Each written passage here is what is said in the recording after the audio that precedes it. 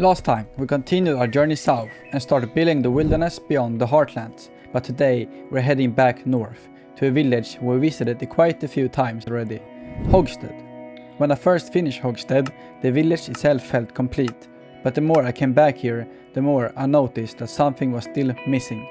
But there's always been something missing, because when you look beyond the houses, there isn't much to explain what actually keeps this village going. And that's what we're fixing today.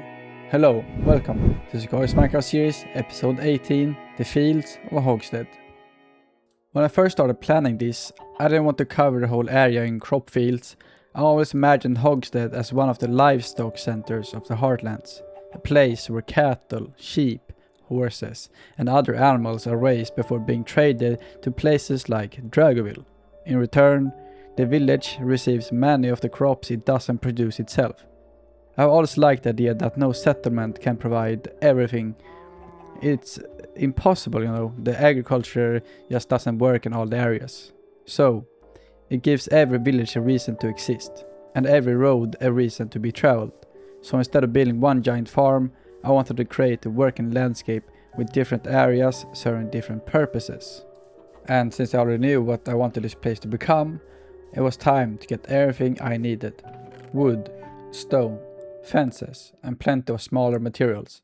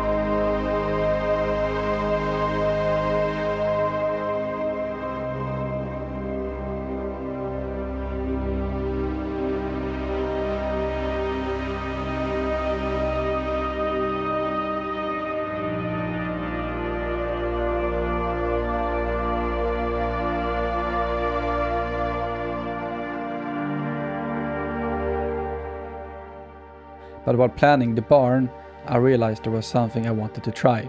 The latest update introduced sulfur and cinnabar blocks, and I thought they could fit this project really well. There was just one problem. I hadn't actually found the biome yet. So, before building could continue, I set off to find it. I always enjoy moments like this. They remind me that even after spending hundreds of hours in this world, there are still new places waiting to be discovered. And eventually, there it was. I spent some time gathering sulfur, a bit of cinnabar and a few other resources while I was there. I wasn't planning on using much of it, but it's always fun when an update gives you a few more options to build with.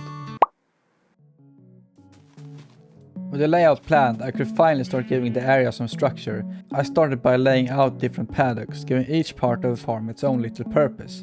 The cows and sheep take up most of the open pasture, while the horses kept closer to the barn, ready to work around the village or farm, and for traveling along the roads towards Dragoville.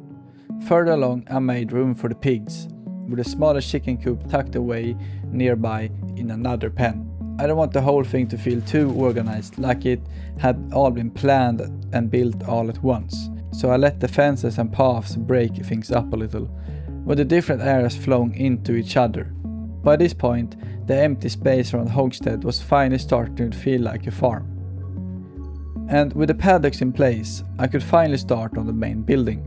The barn is the biggest structure in the whole area, and it naturally became the center of the farm. I wanted to feel practical, somewhere to store supplies, keep tools, and look after the animals, but it also needed to tie everything around it together.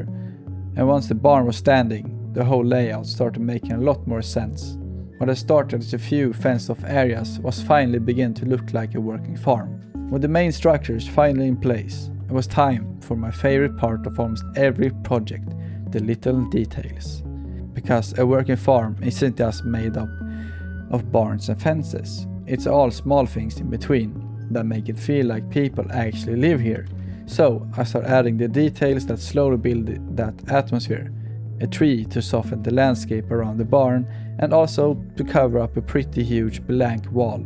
And slightly worn paths where people have walked for years, and a small pond collecting rainwater beside the fields. I also planted flowers around the farm, along with a few berry bushes that feel like something the villagers could pick as they walked past. Even simple additions like benches give the impression that this isn't just a place of work, it's somewhere they spend their lives. I think that's what I enjoy most about this stage, not placing the details themselves, but watching all of them slowly start working together, because on their own, a bench, a flower, or a worn path doesn't really change much. But when all those little details begin laying together, the farm stops feeling like a collection of builds. It starts feeling like a place that's been here for years, growing along Hogstead, one small addition at a time. Before this, Hogstead was another village. It had the houses, the people, and the road connecting it to the rest of the Heartlands. But now, you can actually picture what life here looks like. Animals being cared for, wagons heading toward Dragoville, and people spending the days working around the farm. And honestly, these are some of my favorite things to build in Sequoias. Not because they're the biggest, or because they're meant to be the most impressive, but because they give the world a reason to exist. And when you can find a walk through a place, and imagine what people actually be doing here, I think that's when it starts feeling more than like a Minecraft build.